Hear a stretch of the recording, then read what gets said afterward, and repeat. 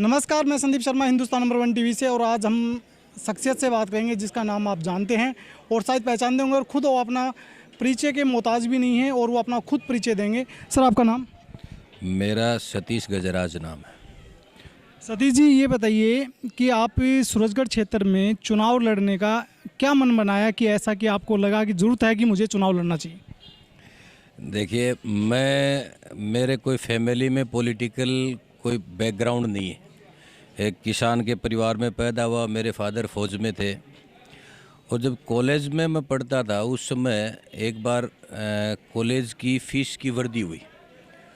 मैं सैनिक स्कूल चित्तौड़ का स्टूडेंट था। वहाँ जो सेक्रेटरी जिनके साथ हमें बैठ करके कॉलेज के सेक्रेटरी जिनसे बार्गेनिंग करनी थी या नेगोशिएशन करना था, तो वहाँ वो इंग्लिश बोल रहे थे, GL शर्मा जी मोतीलाल कॉलेज के। तो सारे जो गांव के बच्चे थे तो इंग्लिश में बड़ी प्रॉब्लम होती थी। मैं चूँकि सैनिक स्कूल से निकला था तो वो नेगोशिएशन मैंने सब बच्चों के बीच में बैठ के इंग्लिश में उनसे बात करके किया। तो वो सारे लड़कों को लगा यार ये ठीक है, अपना नेतृत्व कर रहा है। और धीरे धीरे फिर लाइन ऐसी बनी कि मैं स्टूडेंट पॉलिटिक्स में आ गया। स्टूडेंट पॉलिटिक्स से फिर मैंने पंचायत समिति जिला परिषद का चुनाव लड़ लिया।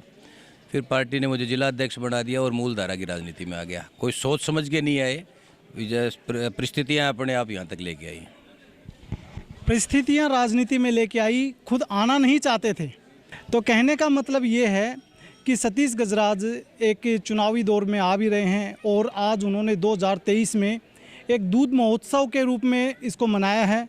और दूध महोत्सव की एक ऐसी परंपरा सी चल पड़ी है, क्योंकि हमने कल भी देखा कि 31 दिसंबर को भी बीजेपी के ही एक कार्यकर्ता हैं, उन्होंने भी दूध महोत्सव के रूप में मनाया और आज वो भी दूध महोत्सव मना रहे हैं और सर ने भी दूध महोत्सव मनाया है। तो क्या ये परंपरा बन चुकी है सर? देखिए, जैसे बहुत से राजनीतिक कार्यकर्ता होते हैं जो किसी न किसी मौके पे कुछ ना कुछ करना चाहते हैं और करते भी हैं, और करना अच्छी बात भी है। पर हम जो कंसेप्ट लेके चले हैं इसमें हमने तो बड़ा साफ सा है कि भाई कोई भी चीज़ की हमारी सनातन संस्कृति में हम कोई भी नया काम करते हैं वो प्रभु श्री राम का नाम लेके करते हैं। तो नए साल की शुरुआत हो रही है, चूँकि अंग्रेजी नववर्ष है, तो भी इस साल का हम लोग राम जी के नाम से करें, ऐसा एक विचार हमारे वित्त मंडली में आया। तो हमने उसकी एक तैयारी की कि भाई कहाँ कहाँ हमें करना चाहिए। तो हमने कल सूरजगढ़ के अंदर जो शिवालय है प्राचीन, वहाँ पहले हनुमान चालीसा का पाठ करते हैं, फिर राम जी के 5 भजन करते हैं, और उसके बाद में दूध महोत्सव से तो ये एक संदेश देते हैं कि भाई शराब से जीवन नहीं है। और चूँकि ये जो नववर्ष आता है इसमें 31st सेलिब्रेशन का मतलब ही दारू पीना है। तो इस अंग्रेजी नववर्ष ने हमारे बच्चों में एक नई और मतलब परंपरा डाल दी कि इस दिन घर से बाहर जाना है और दारू पी के आना है। और किसी भी चीज़ की शुरुआत दारू से कैसे कर सकते हैं, इसलिए सनातन मूल्यों को ध्यान में रखते हुए हमने सूरजगढ़ से शुरू किया। आज सुबह पचेरी, अभी सिंगाड़ा और 3 तारीख को बुआना, ऐसे चारों जो सूरजगढ़ विधानसभा के कस्बे हैं उनमें सामूहिक हनुमान चालीसा के पाठ और दूध महोत्सव दोनों साथ कर रहे हैं। तो सर, एक चीज़ और पूछना चाहूँगा आपसे कि राजनीति का मूल मंत्र क्या कहता है? सेवा। क्या जीरो से उठकर करोड़ों अरबों तक बनाना ये मूल मंत्र है? ऐसा कोई करने वाला अगर है तो वो लंबा नहीं टिकेगा इस ज़माने में। हो सकता है पहले कोई कर गया होगा, पर इस ज़माने में तो वही व्यक्ति टिकेगा जो लाखों करोड़ों के दिल में जगह बनाएगा। पैसे बनाने के लिए अगर कोई राजनीति में आ रहा है तो उसके लिए उपयुक्त स्थान नहीं है अभी। क्या सतीश गजराज को टिकट मिलेगी तो ही चुनाव लड़ेंगे, या फिर उनका क्या मन है? मैं भारतीय जनता पार्टी का कार्यकर्ता हूँ। पार्टी ने मुझे बहुत कुछ दिया है। मैं पहली बार जब जिला परिषद का मेंबर बना उस समय किसी दल में नहीं था, मैं निर्दलीय जीता, 10,000 वोटों से चुनाव जीता। पर उसके बाद में मैं भारतीय जनता पार्टी में था। पिछली बार मुझे जिला परिषद का, क्योंकि महिला सीट थी मेरे वार्ड से, तो मुझे दूसरे वार्ड से टिकट नहीं दिया। तो मैंने पार्टी से कोई गद्दारी नहीं की और पार्टी में जिस प्रत्याशी को दिया उसके साथ लगे। और आज भी यही मन है कि हम माननीय प्रधानमंत्री नरेंद्र मोदी जी की नीतियों में विश्वास करते हैं। हम लोग चाहते हैं कि इस देश के अंदर अगर भारतीय जनता पार्टी की सरकार नहीं, देश के अस्तित्व को ही खतरा है। आज कांग्रेस और विपक्षी दल जो हैं उनकी स्थिति ये है। इसलिए भारतीय जनता पार्टी से दूर जाने की कभी नहीं सोची है, ना सोचेंगे। पार्टी उपयुक्त समझेगी, चुनाव के लिए कहेगी तो चुनाव लड़ेंगे, और पार्टी जिसको कहेगी उसके साथ लगेंगे। सर ये प्रतिनिधित्व एक आजकल दौर चल चुका है कि महिला सीट होती है तो आदमी आकर के मैं प्रतिनिधि बन रहा हूँ। क्यों महिलाओं को सीट किस लिए दी जाती है? मैं तो इस चीज़ का बड़ा पक्षधर हूँ। पहले अब की बार 2 बार लॉटरीज हुई जिला पंचायत राज की, पहले हुई फिर कुछ पंचायतें बढ़ गई तो दोबारा हुई। पहले जर्नल सीट थी तो मैं तैयारी कर रहा था और फिर दूसरी लॉटरी में वो महिला हो गई। अब बड़ी मुश्किल से मैंने मेरी वाइफ को ये समझाया कि भाई ये चुनाव तो अब अपन लगे हुए हैं और पार्टी ने कहा है तो लड़ना पड़ेगा। तो जिस महिला की इच्छा अगर राजनीति में काम करने की है तो उनको बिल्कुल मौका देना चाहिए, इसका मैं पक्षधर हूँ।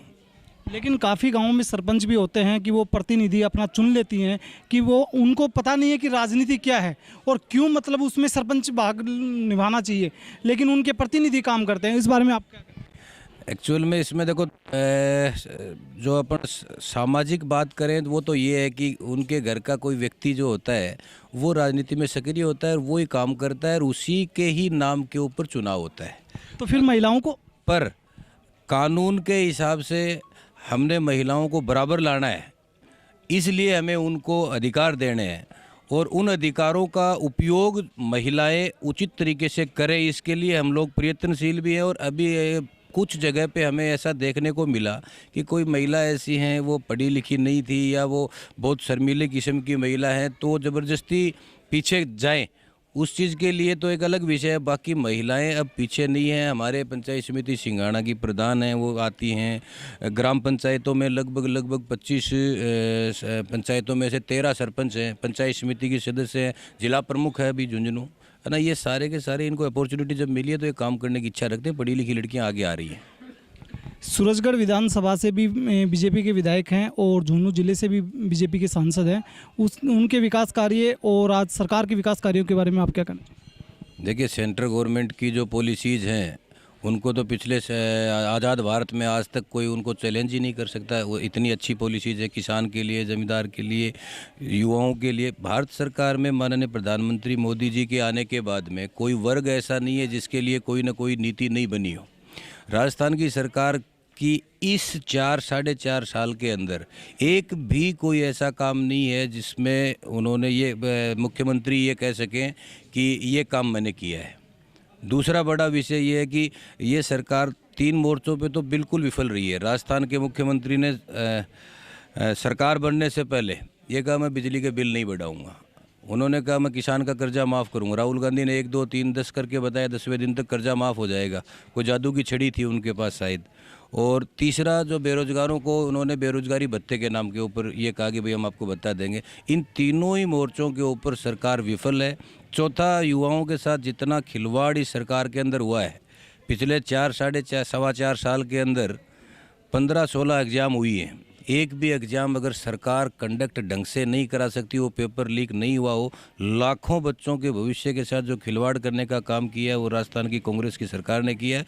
और मैं ये समझता हूँ, जितनी मेरी समझ है राजनीतिक, कि राजस्थान भारतीय जनता पार्टी की प्रचंड बहुमत की सरकार बनेगी और उस सरकार में सूरजगढ़ से विधायक भारतीय जनता पार्टी का जाएगा। विधायक तो सूरजगढ़ का आप मानते हैं कि बीजेपी से जाएंगे, लेकिन क्या मुख्यमंत्री कौन बन सकता है आपके? इस लेवल की मैं कोई बात कहने के वो हूँ भी नहीं है, वो मतलब क्या मुझे अनुमति भी नहीं होगी और मुझे ध्यान भी नहीं है। उस लेवल का मैं लीडर भी नहीं हूँ। सर एक चीज़ और पूछनी थी, सतीश गजराज का मुख्य विकास धारा क्या है? बड़ा साफ सा कंसेप्ट है कि हमारे जो नौजवान बच्चे हैं, अगर ये अच्छी जगह सेट हो जाएंगे, इनके लिए अच्छे साधन हो जाएंगे और ये बच्चे अगर आगे बढ़ेंगे तो हमारे समाज का मूल विकास उसी में है। 4 नालियां बना करके, 2 खुर्रे बना करके एक बार तात्कालिक आप काम कर सकते हैं, पर हमें धरातल पे वो काम करने जिससे हमारा नौजवान अच्छी नौकरी में जा सके, अच्छा खिलाड़ी बन सके, उसके अच्छी स्किल पा करके वो अच्छा कायद बन सके। मतलब मेरा कहने का तात्पर्य है कि युवाओं पे जितना फोकस हम कर सकते हैं, चिकित्सा पे जितना फोकस हम कर सकते हैं और शिक्षा पे जितना कर सकते हैं, ये 3 विषय पे अगर हमने फोकस किया तो निश्चित रूप से सूरजगढ़ स्वर्णिम बनेगा। ये थे हमारे साथ सतीश गजराज जी और उन्होंने अपनी अच्छी बहुत भूमिका बताई है। जो आज दूध महोत्सव मनाया गया है गोपीनाथ मंदिर में, उस बारे में आपका क्या कहना है? ये बहुत ही सुंदर संदेश है जो कि नई साल पे सतीश गजराज जी ने जो ये संदेश सबको दिया है कि दारू को छोड़ के हम दूध को अपनाएं और दूध से ही हमारे बूढ़े बड़े सब मतलब बहुत ही हमारा जीवन सफल होता है। दूसरा, दारू छोड़ने से जो लेडीज़ें भी दुखी हैं, आदमी भी दुखी हैं, पी के लोग खुशी होते हैं। तो ये एक बहुत ही, मैं कहती हूँ कि ऐसा संदेश हर गांव गली घर शहर में होना चाहिए कि दारू छोड़ो और दूध को अपनाओ। आपका क्या कहना है? ठीक है भाई, बहुत ही अच्छे है। आपका क्या कहना है? हाँ साहब, सबसे अच्छी बात है कि क्या नाम दारू ने छोड़ कर दूध अपनाओ, दूध पीकर तो अपनी ज़िंदगी आगे चले भी गुना। आपका क्या कहना है? बस कुछ नहीं। आपके जो चीज़ ये किए हैं वो कोई नहीं कर सकता था और बहुत अच्छा लगा ये चीज़ देख के।